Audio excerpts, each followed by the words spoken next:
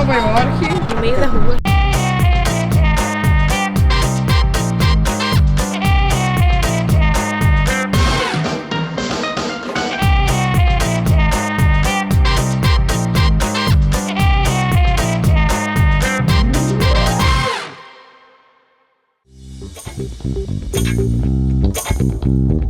O que mais me irrita nas pessoas é folgação, disparado. Acho que gente folgada, assim, em todos os sentidos da vida, tanto em coisas pequenininhas, como não ajudar aqui a arrumar uma coisinha ali, quanto em o povo que se escora, os sugas mesmo, assim, sabe? Que não se tocam, que estão super se folgando.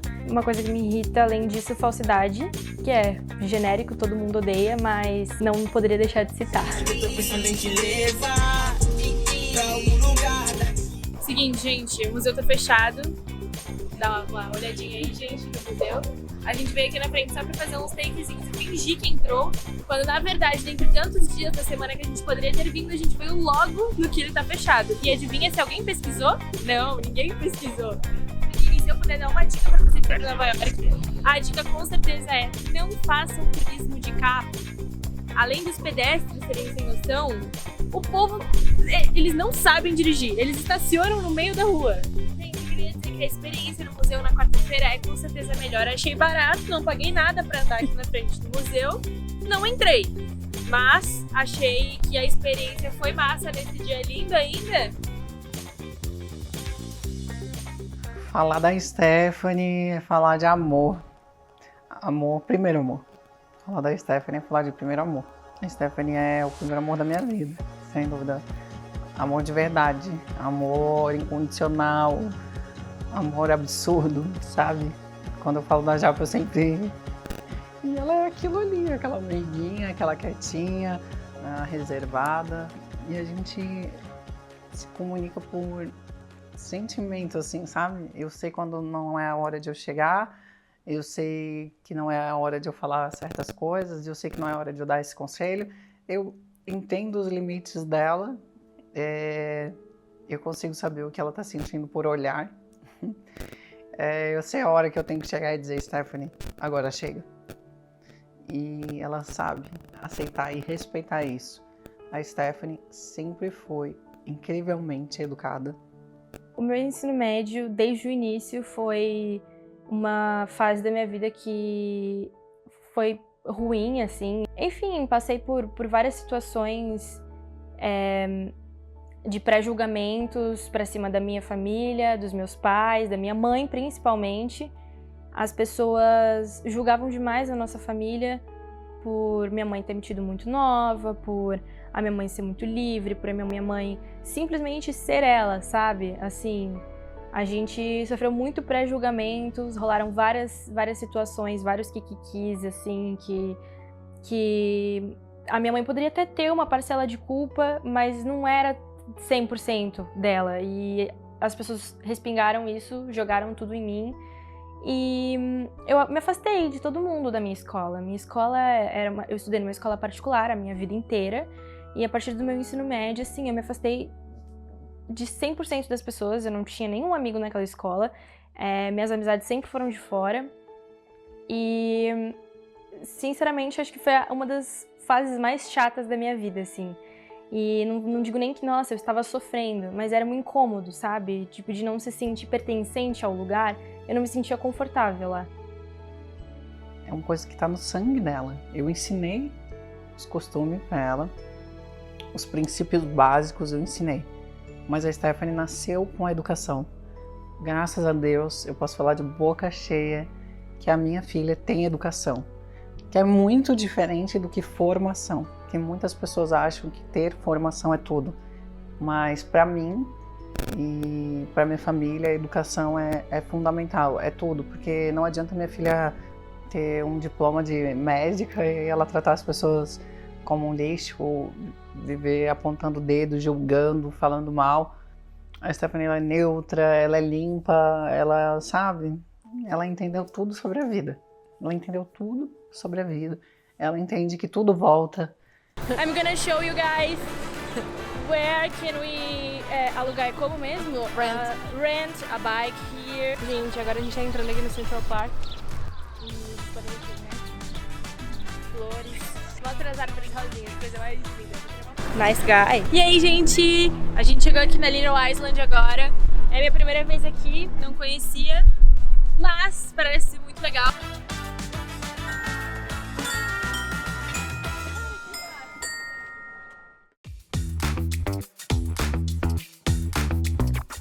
Eu considero que eu tenho um dedo muito bom para relacionamento. Eu me relacionei com pessoas muito legais, muito parceiras, incríveis, não deu certo.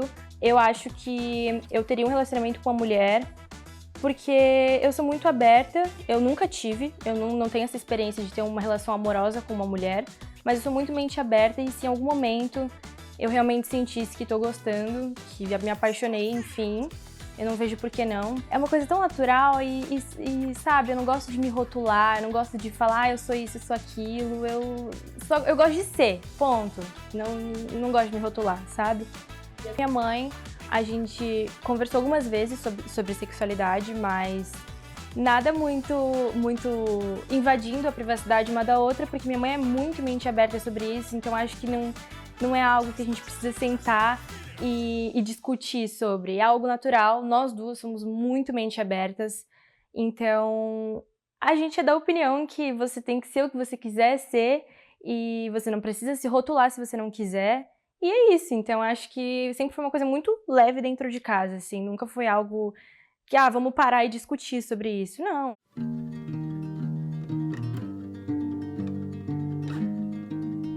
E eu perdi meu pai muito cedo, eu tinha 11 anos e eu acho que lidei muito bem com isso até.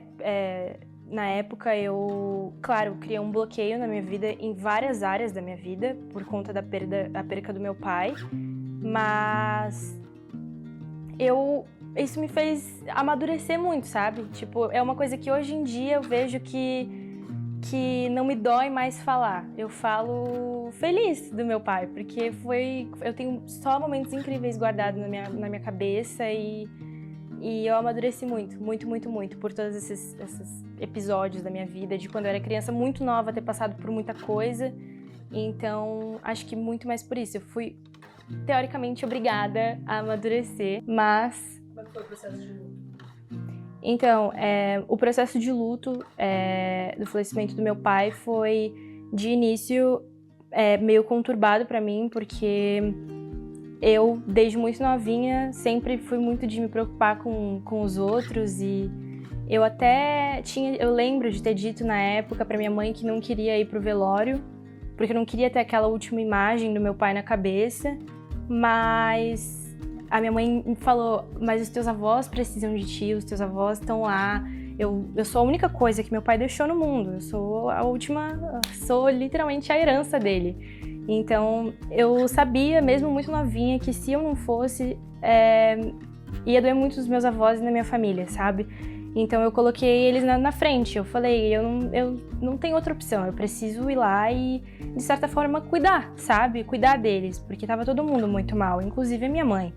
Então, acho que eu demorei, assim, uns 2 meses, 3 meses para realmente sofrer a morte do meu pai, porque nos primeiros meses eu só me preocupava em: e se eu chorar? Se eu chorar, minha mãe vai ver, minha mãe vai ficar mal. Se eu chorar, minha família vai ficar super chateada que eu tô mal. Então eu tentava demonstrar ao máximo, assim, que eu tava, posturada, que eu tava bem pra cuidar dos outros, sabe? Então demorei muito pra realmente sofrer o luto dele. Mas quando eu parei pra sofrer, assim, eu renasci, sabe? Tipo, eu vi o mundo de outra perspectiva e, enfim, foi difícil, mas hoje em dia eu consigo falar disso de uma forma leve e lembrar de um jeito bom, sabe?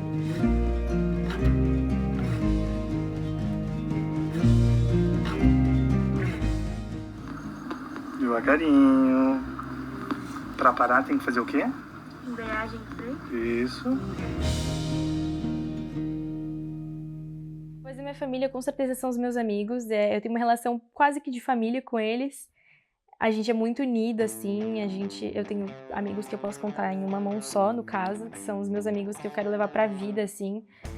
Que não estudaram comigo, não fizeram escola comigo, mas a gente se aproximou e a gente tem uma conexão absurda, eu e as minhas 2 melhores amigas principalmente, assim, a gente é uma pela outra até o fim, sabe? A gente se defende horrores e tal, e é uma relação muito legal. Eu me sinto uma pessoa muito sortuda por ter ela, sabe? A minha adaptação nos Estados Unidos foi muito tranquila. Acho que os 3 primeiros meses, assim, foram mais chatinhos, porque eu nunca tinha passado tanto tempo longe das minhas amigas e da minha família, então era aquela saudade, tipo, meu Deus, eu nunca senti isso. Mas em relação à adaptação ao lugar, à cultura, desde o início eu fiquei encantada. É outro rolê, é outra coisa, assim, é outro mundo, sabe? Então a adaptação foi perfeita. Hoje eu não sairia dos Estados Unidos por conta dos meus planos futuros, por conta dos meus desejos profissionais. Mas quem sabe quando eu estiver estabilizada, eu não, sei lá, vá morar na Europa ou vá, sei lá, compro uma ilha, vivo sozinha, levo meus 3 amigos. Os meus planos futuros para a parte profissional, eu quero engatar agora nessa vida aí de influencer. Eu sempre tive um negocinho, uma vontade, mas eu sou uma pessoa muito esponja, eu absorvo demais a energia dos outros, tanto boa quanto ruim. Eu tenho o meu lado, né, empresária. Eu começo a faculdade em setembro e eu fazer enfermagem. E eu pretendo abrir minhas empresas, minhas clínicas, eu tenho muitos planos e vem por aí, deixar aí no ar, fiquem ligados. Eu não mudaria nada no meu passado, porque eu acho que, claro que tem muitas coisas que a gente sente aquele arrependimentozinho, mas acho que a ponto de mudar, não. Porque senão eu não seria quem eu sou hoje, eu não teria a cabeça que eu tenho hoje, eu não teria os princípios, a moral que eu tenho hoje, então acho que não mudaria nada não. Lido com os meus erros hoje em dia, já me culpei muito, mas hoje em dia eu tento lidar da forma mais leve possível, porque o ser humano é falho, sabe? Tipo, eu falho, todo mundo falha, minha mãe falha, não existe perfeição. Então, hoje em dia, claro que eu tento ao máximo não errar com as pessoas, porque é muito ruim quando você sente aquele negócio de ter machucado alguém. Mas quando acontece, cara, é isso, bola pra frente e aprender com o erro, sabe? E sempre que eu errar, eu vou reconhecer, vou pedir desculpas, mas não me culpo mais de um jeito de me corroer, de agora eu vou ficar culpada pro resto da vida e essa pessoa tem que me perdoar. Não, o perdão, ele é tipo assim, vai fazer bem pra pessoa, sabe? Então o meu negócio de ir lá e pedir desculpas é o gesto, mas é sobre a pessoa, se ela vai querer me perdoar ou não. A minha relação com a espiritualidade de hoje é uma coisa muito tranquila, uma coisa muito leve. Eu não tenho religião, eu não me rotulo nisso também. Eu tenho as minhas crenças próprias, da minha pessoa. Eu acredito muito em energia, acredito que tem uma força maior realmente, que cuida de todo mundo e é uma relação muito tranquila, é algo muito, muito meu, assim, sabe?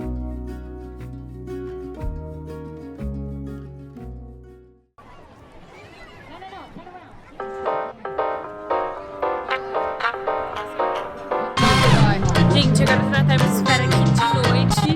E aí, tipo assim, vou dar uma diquinha pra vocês, né? Aqui na Times Square tem muita gente louca. Aqui em Nova York tu vai ver coisa que não se vê em outros lugares.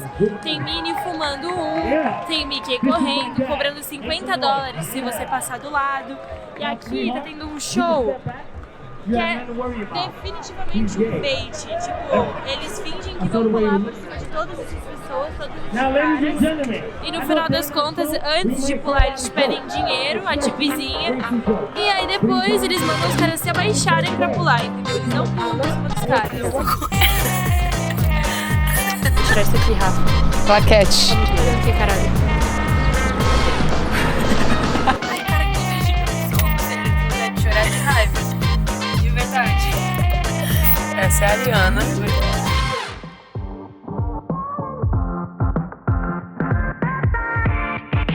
E bem-vindos a Brooklyn Bridge.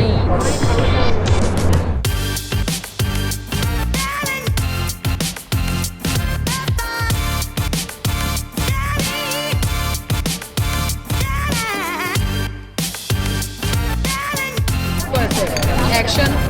This is Sonny and Tate. Like and subscribe for more episodes on Fam Life.